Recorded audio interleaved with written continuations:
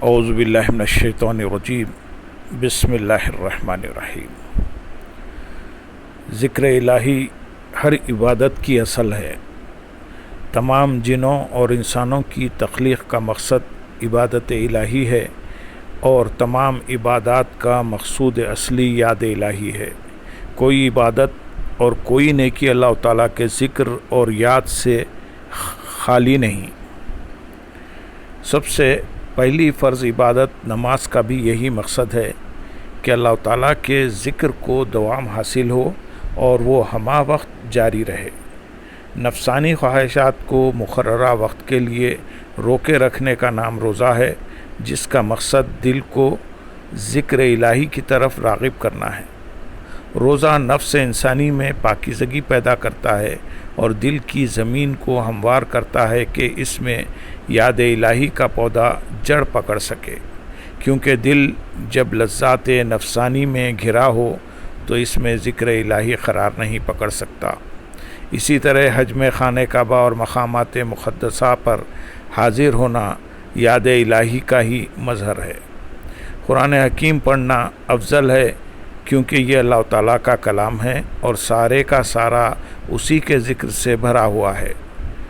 اس کی تلاوت اللہ تعالیٰ کے ذکر کو تر و تازہ رکھتی ہے۔ معلوم ہوا کہ تمام عبادات کی اصل ذکر الہی ہے اور ہر عبادت کسی نہ کسی صورت میں یاد الہی کا ذریعہ ہے۔ مرد مومن کی یہ پہچان ہے کہ وہ جب بھی کوئی نیک عمل کرے تو اس کا متمہ نظر اور نصب العین فقط رضا الہی کا حصول ہوتا ہے۔ یوں ذکر الہی رضا الہی کا زینہ قرار پاتا ہے۔ اسی اہمیت کے پیش نظر قرآن و سنت میں جا بجا ذکر الہی کی تاکید کی گئی ہے۔ انسانی فطرت ہے کہ وہ اس چیز کو ہمیشہ یاد کرتا ہے جس کے ساتھ اس کا لگاؤ کی حد تک گہرا تعلق ہو۔ وہ کسی صورت میں بھی اسے بھلانے کے لیے تیار نہیں ہوتا۔ اہل محبت کے ہاں یہ عام قاعدہ ہے کہ جس شے سے محبت ہو اسے اٹھتے بیٹھتے یاد کیا جاتا ہے۔ محبوب جس قدر صاحب عظمت و شان اور حسن و جمال کا پیکر ہوگا، محب کی زبان پر اسی قدر اس کا ذکر کثرت سے آئے گا۔ ایک مومن کامل کی دلی محبت، مخلصانہ الفت اور جذباتی تعلق کا مرکز و محور صرف ذات باری تعالیٰ کا ذکر ہی ہو سکتا ہے، اور جس بندے کو محبت الہی کی کیفیت نصیب ہو جائے اس کی دیوانگی اور اس کے جوش محبت کا عالم کیا ہوگا، اسے الفاظ میں بیان نہیں کیا جا سکتا۔ حقیقت یہ ہے کہ جس کو بھی محبت الہی کے اس بحر بے قراں سے کوئی خطرہ ہو جائے، اس کی نظر میں پوری دنیا کی نعمتیں ہیچ بے اثر اور بے وقت ہو جاتی ہیں، اور وہ پوری دنیا اپنے محبوب کے نام پر قربان کر دیتا ہے۔ اللہ تعالیٰ اپنے محبین کی بنیادی شرط بیان کرتے ہوئے ارشاد فرماتے ہیں سورہ بقرہ آیت نمبر 165 میں، والذین آمنوا اشد حبا للہ، اور جو لوگ ایمان والے ہیں وہ ہر ایک سے بڑھ کر اللہ سے محبت ہی زیادہ محبت کرتے ہیں، اللہ سے بہت ہی زیادہ محبت کرتے ہیں۔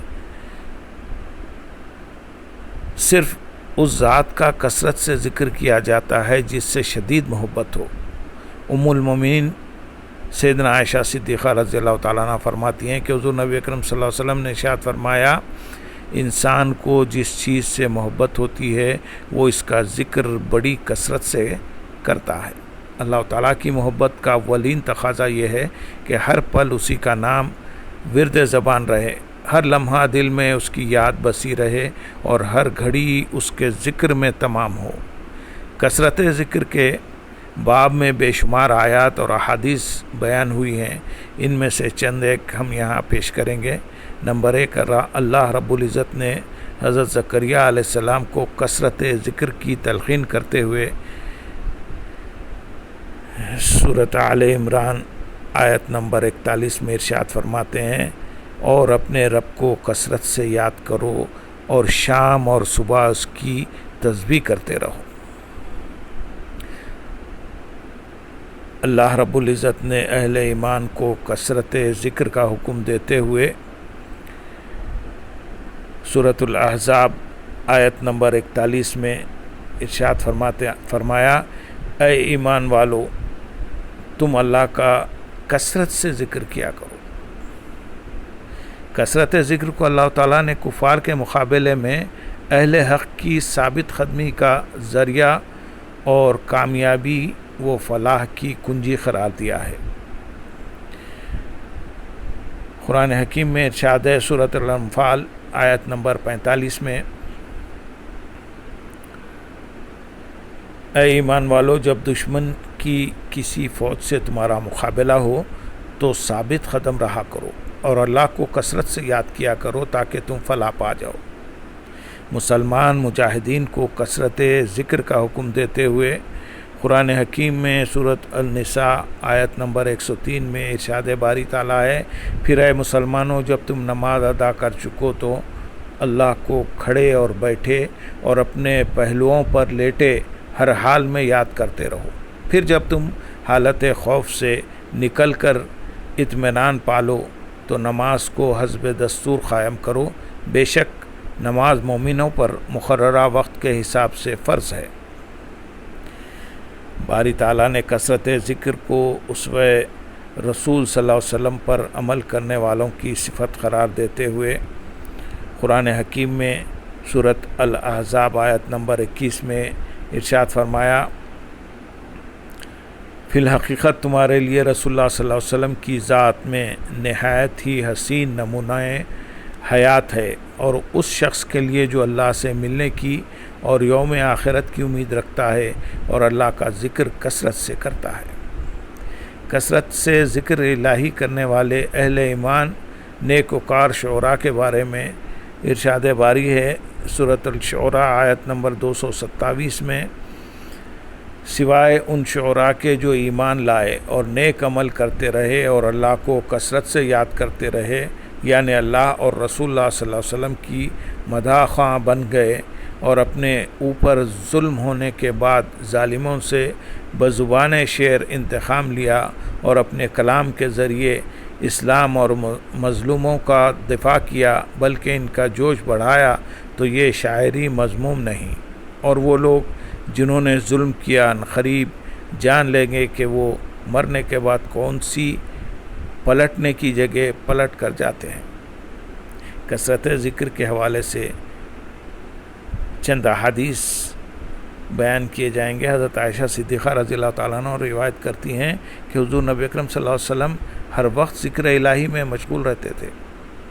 حضرت ابن عباس رضی اللہ تعالیٰ عنہ سے روایت ہے حضور نبی اکرم صلی اللہ علیہ وسلم یہ دعا مانگا کرتے تھے اے پالنہار تو مجھے اپنا کثرت سے شکر گزار، ذکر کرنے والا، بہت ڈرنے والا، نہایت فرما بردار، خوب اطاعت کرنے والا، بہت عاجزی کرنے والا، بہت گریوزاری کرنے والا اور تیری ہی جانب رجوع کرنے والا بنا دے۔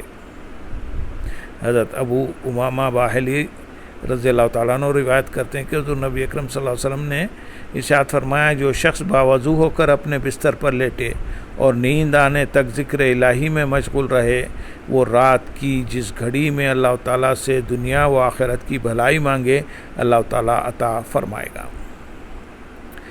حضرت ابو سعید خدری رضی اللہ تعالیٰ عنہ روایت کرتے ہیں کہ حضور نبی اکرم صلی اللہ علیہ وسلم نے ارشاد فرمایا اللہ کا ذکر اتنی کثرت سے کیا کرو کہ وہ منافق لوگ مجنون تمہیں کہنے لگیں۔ بس اللہ کی یاد اپنے دل میں بسانے اور اس سے ٹوٹے ہوئے تعلق کو بحال کرنے کا واحد ذریعہ ذکر الہی کی کثرت ہے۔ اگر یہ ذکر ہماری زندگیوں کا حصہ بن جائے تو نگاہوں کے پردے اٹھ جائیں گے اور محبوب حقیقی کے حسن لازوال کے جلوے بے نقاب ہو جائیں گے۔ جب آنکھوں کے پردے اٹھ جائیں اور حسن مطلق کا نظارہ آنکھوں کے سامنے ہو تو پھر ذاکر اپنے آپ کو بھول کر ان جلووں میں کھو جاتا ہے۔ اللہم صلی علی سیدنا محمد وعلی آلہ سیدنا محمد وبارک وسلم۔